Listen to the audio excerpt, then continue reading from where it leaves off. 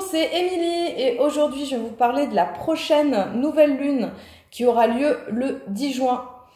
Donc ça va être un nouveau cycle qui redémarre pour 29 jours et puis surtout ça sera encore une éclipse. Et oui, on est dans une série de éclipses, on en a une à la dernière pleine lune du 26 mai qui était une éclipse lunaire totale.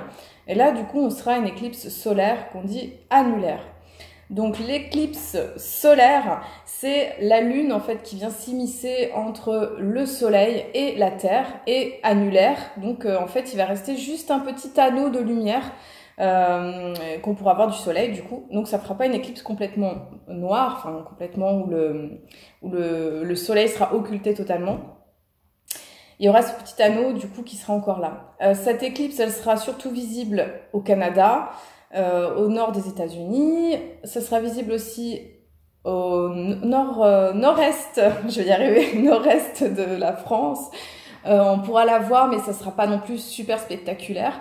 Ça aura lieu vers 11h du matin et voilà, en tout cas nous on en sentira surtout les effets énergétiques on va dire, parce qu'effectivement les éclipses, eh bien c'est vraiment ces portails énergétiques de la période qui viennent illustrer en fait le nœud nord et le nœud sud, c'est-à-dire la direction dans laquelle on doit aller sur le plan individuel et sur le plan collectif. Et là, avec l'éclipse de soleil, eh bien, on va dire c'est la porte qui nous relie avec le futur, parce qu'en fait, le soleil et la lune vont rejoindre le nœud nord, en fait. Donc depuis l'année dernière, depuis mai 2020, le passage s'est fait justement du Sagittaire au Gémeaux, c'est-à-dire l'importance finalement de transformer des croyances par rapport à la vie, par rapport à des théories, par rapport à une dimension internationale aussi, et d'aller plutôt dans quelque chose qui est de l'ordre de la communication, de l'ouverture, de la curiosité, du local aussi. Et voilà, donc là c'est vraiment ce cycle qui est là depuis l'année dernière. Et alors, qu'est-ce qu'elle a comme particularité ce cycle Soleil-Lune en Gémeaux? C'est que du coup, il va y avoir un carré, donc un aspect de tension avec la planète Neptune. Donc ça va être un petit peu la toile de fond de cette lunaison. Donc ça va être un moment qui va être où ça va être important quelque part d'être très clair par rapport à ce que l'on dit, ce que l'on manifeste, que l'on vibre, par rapport à nos intentions. Ça va demander d'être assez centré, assez focus quand même.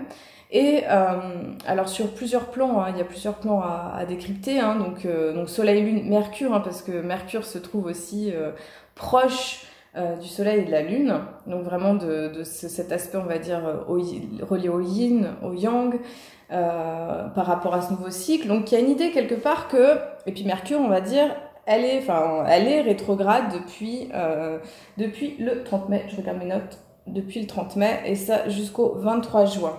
Donc quand une planète rétrograde, c'est-à-dire qu'elle recule dans le zodiaque, elle se rapproche de la Terre, et Mercure, ça lui arrive environ 2 ou 3 fois dans l'année de le faire.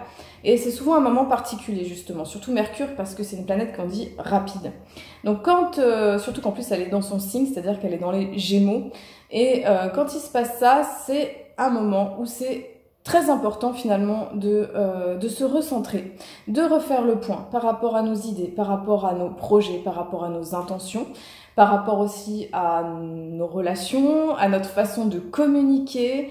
C'est comme un moment un petit peu de bilan aussi, où on regarde un petit peu les choses qu'on a mis en place, ce qui a fonctionné, ce qui n'a pas fonctionné, par rapport aussi aux relations, parce que le signe des Gémeaux, c'est quand même le premier signe d'air qui arrive quand on commence l'année au moment de l'équinoxe. Donc les signes d'air, c'est vraiment des signes qui sont reliés avec l'énergie de la communication, avec les idées, avec le fait d'être en lien avec les autres. Et c'est vrai que le Gémeaux, il est en lien, il est en relation d'une manière un petit peu plus superficielle, on va dire, plus légère. Et il apprend justement comme ça à aborder cette relation avec avec son environnement, avec les autres, d'une façon à la fois je dirais ludique, joueuse, et puis un petit peu dans un côté un peu innocent, un petit peu dans la simplicité aussi. C'est très Gémeaux cette énergie-là. Alors, du coup, donc Mercure qui est rétro, qui est là, qui est jusqu'au 23, donc on en a encore pour 3 bonnes semaines environ, 2 bonnes semaines. Il y a cette idée quand même de revoir un petit peu nos idées, nos projets, tout ça. Et comme il y a un carré avec Neptune, je dirais que la tendance un petit peu ombre qu'il faudrait quelque part dépasser, ça va être de pas forcément dire les choses, de laisser peut-être des non-dits ou des manques de clarté un petit peu planer. Voilà, des choses qui sont pas toujours très claires sur un plan individuel. Et sur un plan collectif, ça parle aussi peut-être d'informations qui ne sont pas toujours dites, d'informations qui ne sont pas toujours claires, qui ne sont pas toujours nommées, ou il peut y avoir des manques d'informations aussi par rapport à ce que voilà, ce qui se passe par rapport à, par exemple, à nos actualités. Je pense à tout ce qui est en lien avec le Covid, avec le vaccin, tout ça. Je vais pas rentrer dans le débat, mais comment les médias, comment tout ça va, comment dire, distribuer l'info, comment les choses vont passer, comment on va savoir vraiment la réalité de ce qui se passe vraiment. Alors ensuite, ce qui pourrait être intéressant du coup dans le côté plutôt, on va dire, lumière, dans le côté élévation, c'est la planète Neptune, en plus qui est vraiment dans son signe, hein, qui est dans le signe des poissons, qui nous invite à la spiritualité, à la transcendance, hein, dans sa vision la plus élevée. Il y a une idée quand même là d'associer à la fois, je dirais, la spiritualité, le cerveau gauche, cerveau droit, c'est-à-dire l'intuition, l'inspiration et en même temps le côté analyse, le côté plus carré, côté un petit peu plus synthétique, hein, tout ça. Il y a une idée aussi que c'est comme si les mondes spirituels allaient infuser nos idées, nos croyances, notre façon de voir les choses, comme si notre corps mental est en train d'être façonné, en fait, d'être peut-être reparamétré avec de nouvelles idées, avec de nouvelles fréquences et nouvelles vibrations. Parce que c'est vrai que au moment des éclipses, eh bien en fait c'est ce qui se passe en fait. C'est comme si la Terre, qui est dans un processus d'ascension, qui est dans un processus vibratoire d'élévation, de changement en fait. C'est comme si on était dans ces couloirs d'éclipse, en fait, c'est comme si, bah voilà, faut attendre que les deux vagues soient passées quelque part. Et c'est vrai que c'est important, je dirais, de rester le plus calme possible, en fait, de pas trop s'agiter, en fait, quand il y a ces énergies, parce que elles sont particulièrement, on va dire, intenses. Hein. C'est vrai que les éclipses, c'est plutôt intense. Et puis, ça peut rebrasser des choses en lien avec le passé. Ça peut faire ressortir des émotions, voilà, des vieux dossiers du passé. Alors, en positif comme en négatif, hein, c'est-à-dire que on peut par exemple réaccéder aussi à des mémoires dont on a besoin, par exemple des informations qui sont importantes pour notre évolution, peut-être en lien avec des mémoires pour ceux qui croient aux vies antérieures ou aux vies parallèles, des choses comme ça qui sont des informations vibratoires et qu'on peut finalement retrouver. Mais ça peut être aussi un moment où on peut rouvrir des fois des vieux dossiers, où il peut y avoir des choses comme ça qui réémergent selon un petit peu ce qu'on a tous à travailler. On n'a pas la même chose, on n'a pas le même programme de vie, et c'est ça qui est intéressant à savoir. Puis des fois on peut bosser les deux en fait, c'est-à-dire que on peut peut-être avoir des fois des éléments d'information qui nous arrivent, et aussi des fois des nettoyages, des purifications. Donc voilà, faut savoir que c'est souvent des moments initiatiques.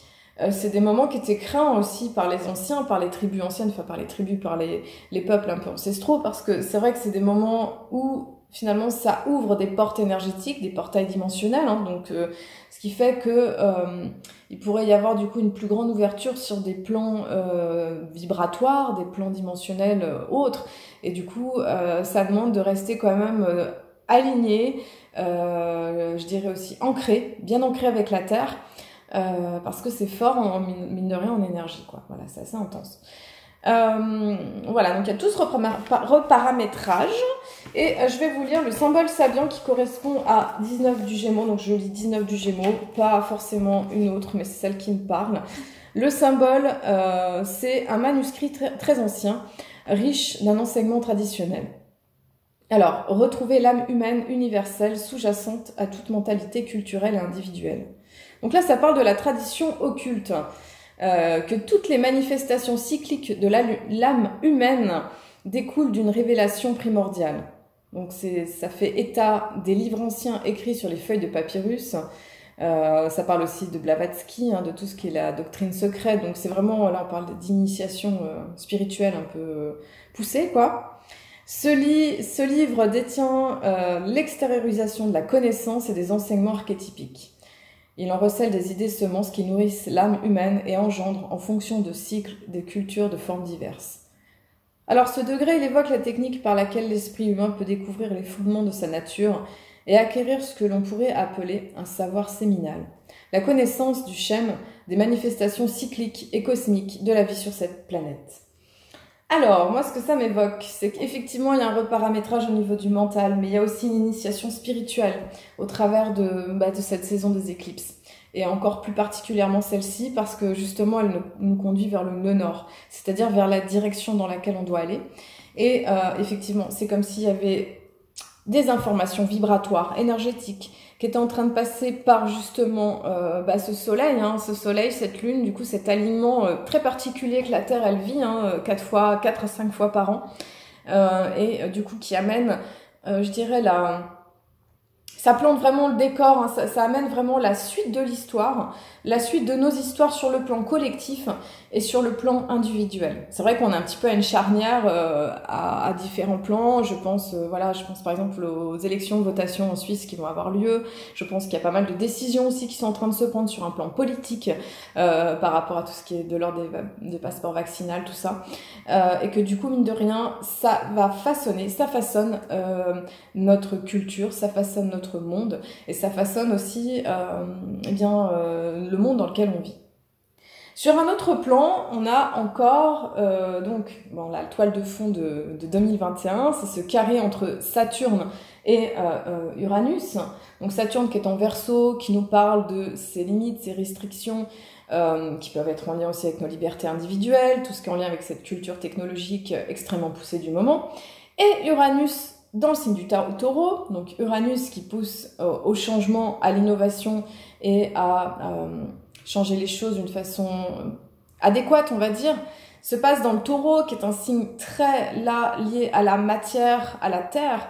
Donc il y a vraiment cette espèce de bras de fer là qui se fait là cette année entre ce monde moderne, cette poussée un petit peu, je dirais, digitale, informatique, technologique, qui devient de plus en plus poussée. On est de plus en plus par exemple dans des cours sur Zoom, dans des choses qui se font en ligne, tout ça là qui prend de plus en plus d'espace, et en même temps ça fait aussi partie de cette évolution. Et en même temps il y a un petit peu ce bras de fer aussi avec le fait de comment on prend soin du côté que la Terre c'est une planète matérielle de densité, où la nature, elle a toute cette force, toute cette dimension très concrète, et que quelque part, c'est important de trouver l'équilibre entre ces deux forces. Mais effectivement, ces deux forces, elles se font un petit peu un bras de fer cette année, et ça va demander un équilibre, de trouver cet équilibre dans nos vies personnelles,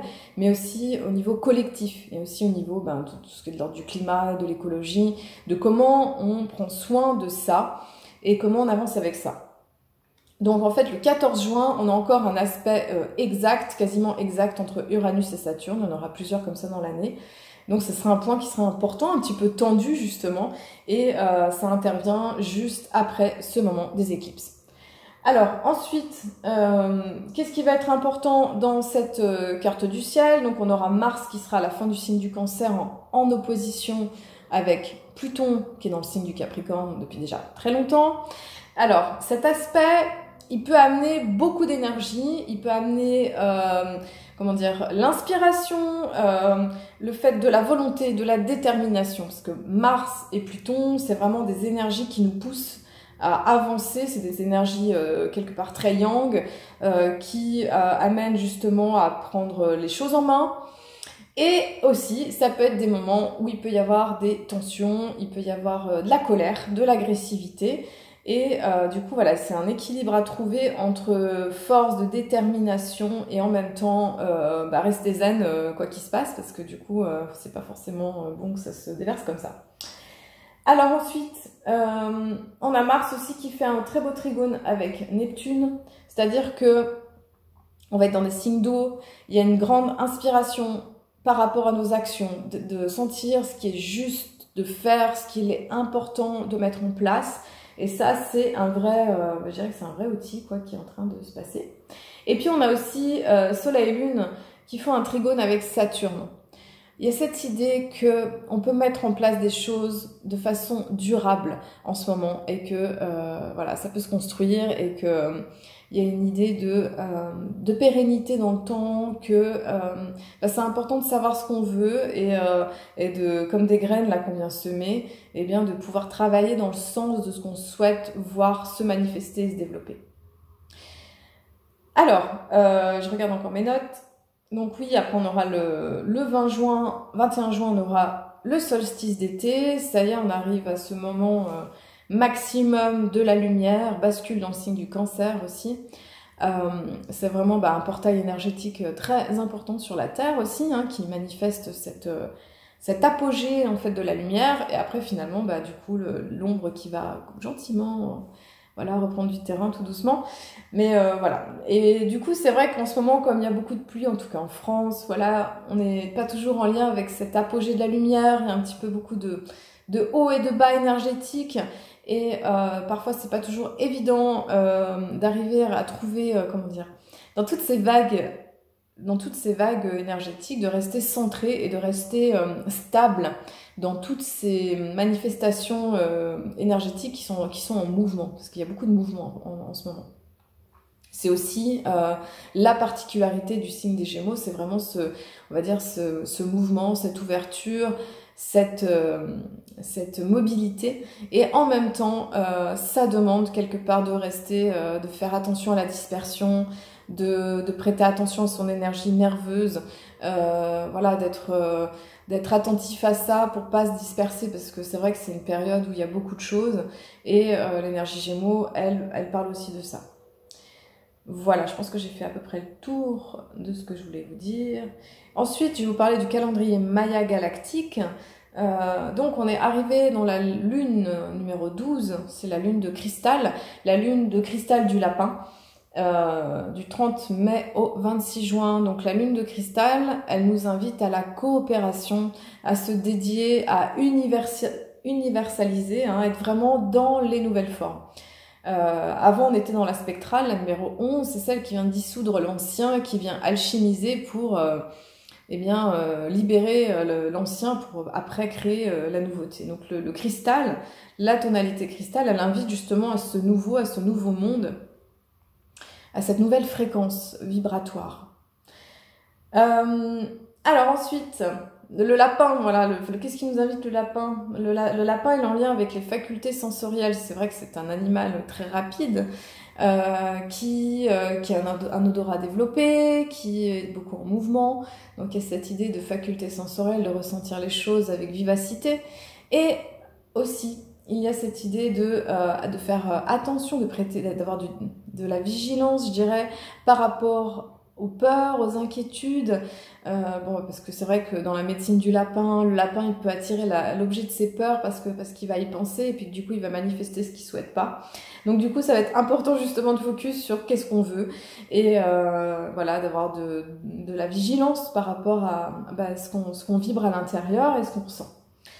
Et il invite aussi au renouvellement, à la fertilité, parce que c'est vrai que les lapins ils sont très prolifiques, et à la persévérance. Alors, du 2 juin au 14, nous sommes dans l'onde enchantée du chien blanc. Le chien blanc, il appartient à la tribu du Nord, et le Nord, il apprend quelque part à canaliser le mental. Donc on est bien en lien encore avec ce Mercure rétrograde, et cette énergie Gémeaux qui nous invite à structurer, qui nous invite à discerner, à discriminer aussi, dans le sens de lâcher finalement ce qui convient pas. Faire le tri. Et le chien blanc, en fait, sa médecine, donc le chien, c'est vraiment cette médecine de la loyauté, de la fidélité et du cœur, parce que le chien, il aime avec beaucoup d'amour son maître, il a une loyauté aussi, c'est vraiment un signe, oui, c'est un animal qui est grégaire, qui a besoin d'appartenance au groupe, comme son ancêtre le loup. Et le chien, il nous invite à ça, à cette loyauté. Il nous apprend à avoir une communication plus proche de nos aspirations, d'être vigilant, de regarder justement ce qui est de l'ordre, d'être fidèle à soi en fait, d'être authentique, et de pouvoir libérer finalement les masques qui ne sont pas nous, qui ne sont pas de l'ordre de notre intégrité, de l'ordre de qui nous sommes en vérité. Ça nous invite à la droiture, à la justesse et à la sincérité. Le jour de l'éclipse, ça sera un jour miroir blanc aussi. Et je dis aussi parce que c'est la tribu du blanc. Et le miroir, il va nous inviter à regarder justement tous les aspects de nous-mêmes, même ceux qu'on n'a pas envie de voir, et de faire le tri et de dépasser cette notion du jugement. Voilà, bah écoutez, je pense que je vous ai tout dit pour cette éclipse. Écoutez, je vous souhaite un beau passage. Je dirais prenez soin de vous, beaucoup de douceur, allez-y tranquille. Voilà, je pense qu'il y a plusieurs vagues d'énergie très différentes en ce moment. Je pense que c'est important de rester plus centré possible, ancré, intègre avec soi-même, avec beaucoup de douceur, sans se forcer, sans être dans quelque chose de trop dur, et de pouvoir prendre soin de soi dans des vagues énergétiques comme ça, là, parce que finalement ça amène beaucoup de changements dans nos vies et c'est pas anodin. Voilà, merci à vous d'avoir regardé cette vidéo et je vous dis à très bientôt pour la prochaine pleine lune.